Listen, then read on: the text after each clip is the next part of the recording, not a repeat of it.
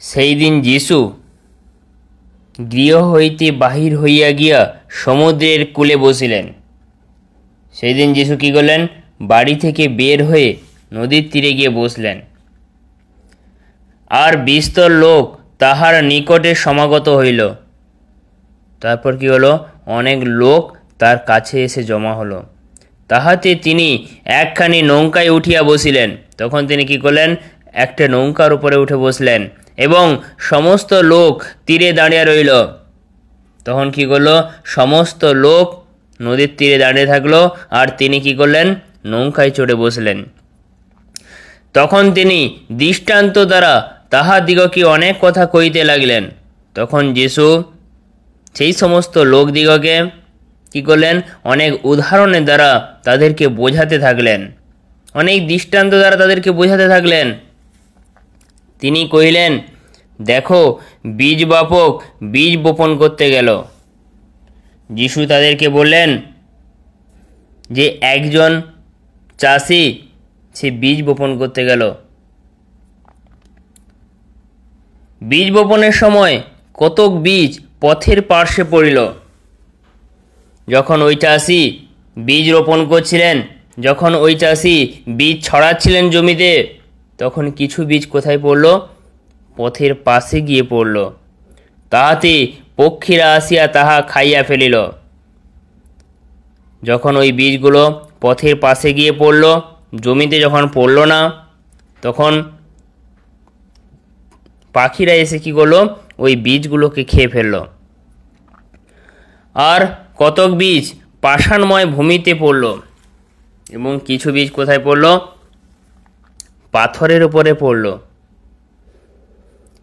যেখানে অধিক মৃত্তিকা ছিল না, ওই বীজগুলি পাথরের উপরে পড়াতে কি হলো? ওখানে কোনো মাটিই ছিল না, ওখানে শুধু পাথর ছিল। তাহাতে অধিক মৃত্তিকা না পাওয়াতে তাহা শীঘ্র অঙ্কুরিত হইয়া উঠিল। ওখানে শুধুমাত্র পাথর থাকার জন্য, ওই জমিতে শুধুমাত্র পাথর থাকার জন্য, মাটি না থাকার জন্য বীজগুলো কি হলো? তাড়াতাড়ি অঙ্কুরিত হয়ে গেল। কিন্তু সূর্য উঠিলে পর পুড়িয়া গেল। যখন সূর্য উঠল, যখন সূর্যের তাপ বাড়ল, তখন ওই বীজগুলো, যে বীজগুলো পাথরের উপরে পড়েছিল, যেই বীজগুলো তাড়াতাড়ি অঙ্কুরিত হয়ে গেছিল, সেই বীজগুলো কি হলো? পুড়ে গেল এবং তাহার মূল না থাকাতে শুকিয়ে গেল। এবং সেই বীজগুলিতে কোনো মূল না থাকার জন্য, কোনো শেকড় না থাকার জন্য বীজগুলি তাড়াতাড়ি শুকিয়ে গেল। কারণ ওই বীজগুলি পাথরের উপর পড়েছিল, মৃত্তিকা সেখানে ছিল না, তাই বীজগুলি তাড়াতাড়ি অঙ্কুরিত হয়ে গেছে এবং তার মূল না থাকার জন্য গাছগুলো তাড়াতাড়ি সূর্যের তাপে পুড়ে গেছে।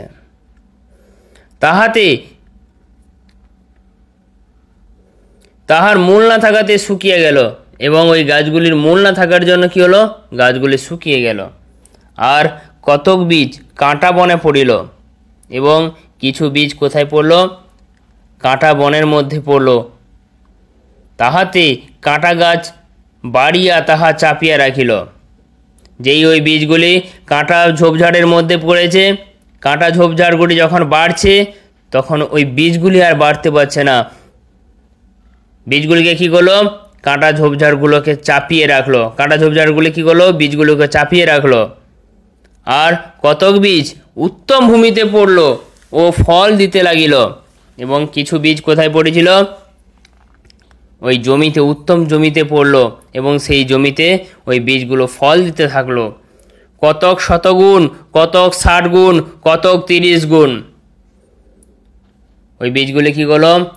60 গুণ, 7 গুণ ফল দিতে থাকলো, 100 গুণ ফল দিতে থাকলো, 30 গুণ ফল দিতে থাকলো। যে বীজগুলি উত্তম জমিতে পড়েছিল। ঈশ্বরের বাক্য বলছে কিছু বীজ কোথায় পড়লো? একজন চাষি চাষ করতে গেল, কিছু বীজ কোথায় পড়লো? ওই ভালো জমিতে গিয়ে পড়লো। যে ভালো জমিতে কি হলো? বীজগুলি একটা ভালো ফল দিতে থাকলো, 100 গুণ ফল দিতে থাকলো, 60 গুণ ফল দিতে থাকলো, 30 গুণ ফল দিতে থাকলো। যাহার কান থাকে সে শুনুক। ঈশ্বরের বাক্য বলছে, যার কান আছে সে যেন শোনে। পরে শিষ্যরা নিকটে আসিয়া তাহাকে জিজ্ঞাসা করিলেন, আপনি কি জন্য দৃষ্টান্ত দ্বারা উহাদের নিকটে কথা কইতেছেন? শিষ্যরা যিশুর কাছে এসে বলছে, হে গুরু, আপনি কেন উদাহরণ দিয়ে কথা বলছেন? কেন দৃষ্টান্ত দ্বারা তাদেরকে কাছে কথা বলছেন? তিনি উত্তর করিয়া কহিলেন, স্বর্গরাজ্যের নিগূঢ় তত্ত্ব সকল তোমাদিগকে জানিতে দেওয়া হইয়াছে। যিশু তার শিষ্যদেরকে বললেন, তোমরা শোনো, তোমাদেরকে স্বর্গরাজ্যের ব্যাপারে একটা নিগূঢ় তত্ত্ব দেওয়া হয়েছে, একটা সঠিক তত্ত্ব দেওয়া হয়েছে, কিন্তু তাহাদিগকে হয় নাই, তাহাদিগকে দেওয়া হয় নাই। যিশু বললেন যে, যিশু তার শিষ্যদেরকে বললেন যে, তোমাদেরকে আমি স্বর্গরাজ্য বিষয়ে একটা সঠিক তত্ত্ব দিয়েছি, কিন্তু ওই সমস্ত মানুষ যারা ঈশ্বরকে জানে না, যারা ঈশ্বরকে বোঝে না, তাদেরকে কিন্তু আমি দেইনি। কেননা যাহার আছে তাহাকে দেওয়া হবে, কেননা যাদের আছে তাদেরকে দেওয়া যাবে ও তাহার বাহুল্য হইবে, এবং যাদের আছে তারা জানবে, তাদেরকে আরও বেশি বেশি করে দেওয়া হবে। কিন্তু যাহার নেই, তাহার যাহা আছে তাহাও তাহার নিকট হইতে লওয়া যাইবে, কিন্তু যার নেই তার জীবন থেকে আরও সমস্ত কিছু চলে যাবে। যিশু বলছে তার শিষ্যদেরকে যে, তোমাদেরকে আমি স্বর্গরাজ্যের ব্যাপারে জানতে দিয়েছি, কিন্তু এই পৃথিবীর জগতের মানুষ যারা ঈশ্বরকে জানে না, যারা ঈশ্বরকে বোঝে না, তারা স্বর্গরাজ্যের ব্যাপারে কি করে বুঝবে? যাদের আছে তাদেরকে আরও বেশি করে দেওয়া হবে, আর যাদের নেই তাদের কাছ থেকে আরও কেড়ে নেওয়া হবে। এই জন্য আমি তোমাদিগকে দৃষ্টান্ত দ্বারা কথা বলিতেছি, এই জন্য আমি তোমাদেরকে উদাহরণ দিয়ে কথা বলছি, আমি তোমাদেরকে দৃষ্টান্ত দ্বারা দিয়ে কথা বলছি। যিশু তার শিষ্যদেরকে বললেন, কারণ তাহারা দেখিয়াও দেখে না, শুনিয়াও শুনে না, এবং বুঝেও বুঝে না। বলছে এই জগতের মানুষ দেখেও দেখে না, শুনেও শুনে না, বুঝেও বুঝে না। এই জগতের মানুষ ঈশ্বরের কথা, ঈশ্বরের বাক্যকে শোনে, কিন্তু তা বোঝে না। ঈশ্বরের বাক্যকে দেখে, ঈশ্বরের মহিমাকে দেখে, কিন্তু বুঝতে পারে না। সেই জন্য যিশু তো উদাহরণ দিয়ে তার শিষ্যদেরকে বলতে থাকলেন যে, কারণ এই জগতের মানুষ দেখেও দেখে না, শুনেও শুনে না, আর বুঝেও বুঝে না। আর তাহাদের সম্বন্ধে যিশায়ের এই ভাববাণী পূর্ণ হয়েছে। যিশু তার শিষ্যদেরকে বললেন যে, যিশায়ের এই ভাববাণী পূর্ণ হয়েছে, তোমরা শ্রবণে শুনবে কিন্তু কোনো মতে বুঝবে না, আর দৃষ্টিতে দেখবে কিন্তু কোনো মতে জানবে না। যিশায়ের ভাববাণী করে বলেছিলেন যে, হে জগতের মানুষ, তোমরা শুনবে কান দিয়ে, কিন্তু কোনো মতে বুঝতে পারবে না, তোমরা দেখবে কিন্তু কোনো মতে জানতে পারবে না। যিশায় বলেছিলেন, কেননা এই লোকেদের হৃদয় অসাড় হয়েছে। তারা কেন বুঝতে পারবে না, তারা কেন জানতে পারবে না? কারণ এদের হৃদয় অসাড় হয়েছে, এদের হৃদয়ের মধ্যে প্রচুর পাপে পরিপূর্ণ হয়েছে, এদের হৃদয়ের মধ্যে শুধু কুচিন্তা রয়েছে। শুনিতে তাহাদের কর্ণ ভারী হইয়া গেছে। এদের হৃদয়ের মধ্যে প্রচুর পাপ রয়েছে, প্রচুর অধর্ম রয়েছে। তো তাদের কান কি হয়ে গেছে? ধীরে ধীরে ভারী হয়ে গেছে। ও তাহারা চক্ষু মুদ্রিত হইয়াছে, এবং তাদের শরীরের মধ্যে এতটাই পাপ রয়েছে যে তাদের চোখ ভার হয়ে গেছে, চোখ যেন ঘুমে পরিপূর্ণ হয়ে গেছে, চোখ যেন চক্ষু মুদ্রিত হইয়া গেছে, যেন চোখ ঝিমোচ্ছে। পাছে তাহারা চক্ষে দেখে, আর কর্ণে শুনে, হৃদয়ে বুঝে, এবং ফিরিয়া আসে, আর আমি তাহাদিগকে সুস্থ করি। আমিন। ঈশ্বরের বাক্য বলছে যে ওই পাপী মানুষগুলো, ওই দুঃখে দুর্দশা কাতর মানুষগুলো, যারা পাপে পরিপূর্ণ, যাদের হৃদয়ে অশান্তিতে পরিপূর্ণ, যাদের জীবনে দুঃখ রয়েছে, কষ্ট রয়েছে, জ্বালা যন্ত্রণা ব্যাধি রয়েছে, ওই মানুষগুলো তারা যেন কানে শোনে, হৃদয় যেন বুঝতে পারে। আমরা কিসে বুঝবো? আমরা যেন কান দিয়ে শুনি এবং হৃদয় দিয়ে যেন বুঝতে পারি, এবং আমরা যেন ঈশ্বরের পথে ফিরে আসি, আমরা যেন খারাপ পথ থেকে ভালো পথে ফিরে আসি। আর যদি ফিরে আসি, ঈশ্বরের বাক্য বলছে ঈশ্বর তাদেরকে সুস্থ করবেন, ঈশ্বর তাদেরকে রক্ষা করবেন সমস্ত বিপদ আপদ থেকে। যদি আমরা কান দিয়ে শুনি, ঈশ্বরের বাক্যকে কান দিয়ে শুনি, হৃদয় দিয়ে বুঝতে পারি, এবং আমরা যদি ওই খারাপ পথ থেকে ফিরে আসি, তাহলে ঈশ্বর আমাদেরকে সুস্থ করবেন, আমাদের সমস্ত কিছু বিপদ আপদ সমস্ত কিছু থেকে উদ্ধার করবেন। কিন্তু ধন্য তোমাদের চক্ষু, কেননা তাহা দেখে, এবং তোমাদের কর্ণ, বলছে তোমাদের চোখ এবং কান ধন্য, কারণ সমস্ত কিছু, এই পৃথিবীর সমস্ত কিছু দেখতে পাচ্ছে। তাই কেননা তাহা শুনে, কারণ আমি তোমাদিগকে সত্য বলিতেছি, তোমরা যাহা যাহা দেখিছ, তাহা অনেক ভাববাদী ও ধার্মিক লোক দেখিতে বাঞ্ছা করিয়াও দেখতে পায় নাই। যিশু বললেন তার শিষ্যদেরকে যে তোমাদেরকে সত্যি বলছি, তোমরা যা কিছু আজকে দেখতে পাচ্ছ, যা কিছু আশ্চর্য আশ্চর্য কাজ দেখছো, কত মানুষ, কত ভাববাদী, কত ধার্মিক মানুষ চেষ্টা করেও দেখতে পাননি। তোমরা তাই ধন্য। তোমরা যাহা যাহা শুনিতেছ, তাহা তাহার শুনিতে বাঞ্ছা করিয়াও শুনিতে পায় নাই। যিশু তার শিষ্যদেরকে বলছে যে তোমরা যাহা যাহা আজকে শুনতে পাচ্ছ, যাহা যাহা তোমরা প্রমাণ পাচ্ছ, যাহা যাহা তোমরা দেখতে পাচ্ছ, অনেক মানুষ শুনতে বাঞ্ছা করলেও তা শুনতে পায়নি, অনেক মানুষ দেখতে চেষ্টা করলেও দেখতে পায়নি, অনেক মানুষ শুনতে চেষ্টা করলেও তারা শুনতেও পায়নি। তাদের ইচ্ছা থাকা সত্ত্বেও তারা কখনো এই সমস্ত কাজ দেখেনি, এই সমস্ত কাজ শুনেনি। অতএব তোমরা বীজ বপকে দৃষ্টান্ত শোনো। অতএব তোমরা ওই চাষিকে যে আমি উদাহরণ দিয়ে বলেছিলাম, সেই ব্যাপারে তোমরা শোনো। যখন কেহ সেই রাজ্যের বাক্য শুনে না বুঝে, তখন সেই পাপ আত্মা আসিয়া তাহার হৃদয়ে যাহা বপন করা হইয়াছিল তাহা হরণ করিয়া লয়। ঈশ্বরের বাক্য বলছে যারা ঈশ্বরের সেই বাক্যগুলোকে শুনল কিন্তু বুঝতে পারল না, ঈশ্বরের রাজ্য সম্বন্ধে জানলো কিন্তু বুঝতে পারল না, দিয়াবল মানে শয়তান এসে কি করবে, পাপ আত্মা এসে কি করবে, প্রথমে সেই বাক্যগুলোকে হরণ করবে, প্রথমে তার জীবন থেকে ওই বাক্যগুলোকে নিয়ে নেবে। যা কিছু সে বুঝতে পারেনি, প্রথমে কি করবে, যা কিছু সে শুনেছিল সেই শোনা বাক্যগুলোকে হরণ করবে। হরণ করলে কি হবে, সে পথের পাশে উঠত, সে ওই পথের পাশে পড়ে থাকা ওই বীজগুলোর মতো হবে, যে বীজগুলি পথের পাশে পড়েছিল, যাকে পাখিরা এসে খেয়ে ফেলেছিল, সেই সমস্ত বীজগুলোর মতো হবে। যারা ঈশ্বরের বাক্যকে শুনল কিন্তু বুঝতে পারল না, দেয়া বলেছে তাদের হৃদয় থেকে প্রথমে বাক্যগুলোকে নিয়ে যাবে, আর যখন বাক্য চলে যাবে তখন ঈশ্বরের ওপরে বিশ্বাস ভরসা সমস্ত কিছু চলে যাবে। সেই জন্য শয়তান সদা সর্বদা মানুষের হৃদয় থেকে বাক্য হরণের চেষ্টা করে, কারণ শয়তান জানে যদি বাক্যকে হরণ না করতে পারে তাহলে তোমাকে হারাতে পারবে না।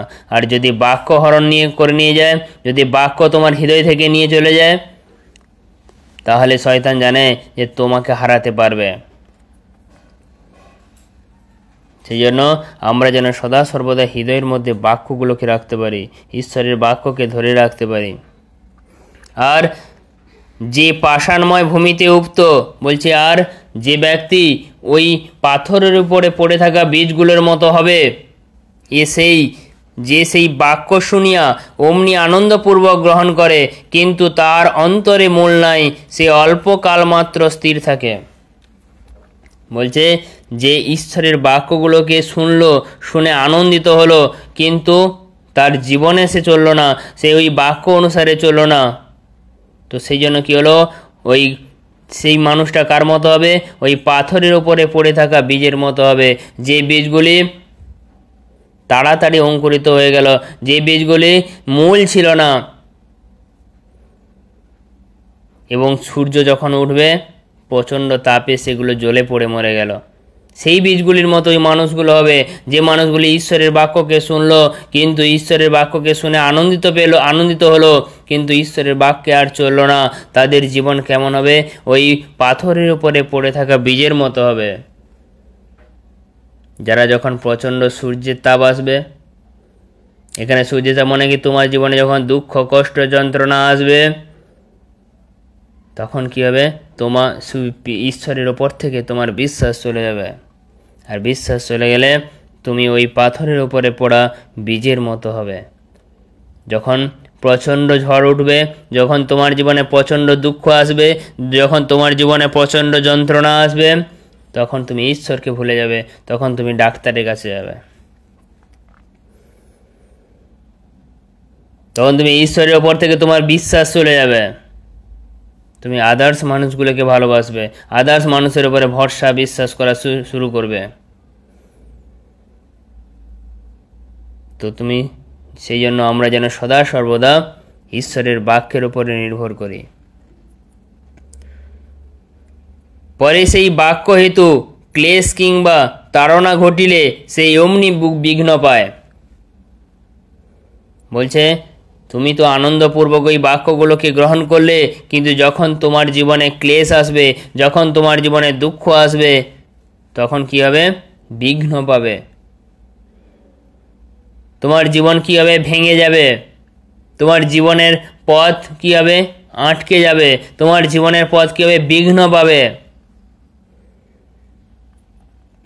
আর যে কাঁটা বনের মধ্যে উঠত, আর যে বীজটি কাঁটা বনের মধ্যে পড়েছিল, সেই বীজের মতো কিছু মানুষের জীবন হবে। সেই বাক্য শুনে আর সংসারের চিন্তা ও ধনের মায়ায় সেই বাক্য চাপিয়া রাখে, তাহাতে সে ফলহীন হয়। বলছে সেই বীজ, যে বীজ কি হয়েছিল? ঝোপঝাড়ের মধ্যে পড়েছিল। কিছু মানুষের জীবনে আছে যারা ঈশ্বরের বাক্যকে শুনলো, ঈশ্বরের বাক্য যখন তার হৃদয়ের মধ্যে রাখলো, তখন কি হলো? হৃদয়ের মধ্যে রেখে কিছুদিন চললো, কিন্তু সংসারের চাপ, সংসারের চিন্তা, ধনের মায়া, টাকা পয়সার মায়ার জন্য কি হলো? তার জীবন থেকে বাক্য চলে গেল।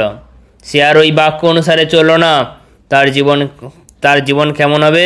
ওই ঝোপঝাড়ের মতো হবে। তাহাতে সে ফলহীন হয়। তাহাতে তার জীবন কি হলো? ফলহীন হয়ে গেল। তাহাতে তার জীবন কি হলো? কোনো ফলই এলো না তার জীবনে। আর যে উত্তম ভূমিতে উঠত, আর যে বীজগুলি উত্তম জমিতে পড়েছিল, যে বীজগুলি উত্তম জমিতে রোপণ করা হয়েছিল, সেই রকম কিছু ব্যক্তি আছে যারা কি হবে? ঈশ্বরের বাক্যগুলোকে শুনলো এবং বুঝলো, আর সে বাস্তবিক ফলবান হয় এবং কত শতগুণ, কত 60 গুণ এবং কত 30 গুণ ফল দেয়। ঈশ্বরের বাক্য বলছে যে বীজগুলি উর্বর জমিতে পড়েছিল তারা কত ফল দেয়? 100 গুণ, 60 গুণ, 30 গুণ ফল দেয়।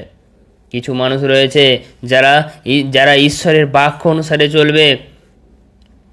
যে সমস্ত মানুষ ঈশ্বরের বাক্য অনুসারে চলবে, ঈশ্বরের বাক্যকে হৃদয়ের মধ্যে রেখে সদা সর্বদা ঈশ্বরের উপরে নির্ভর করে চলবে, সে কি হবে?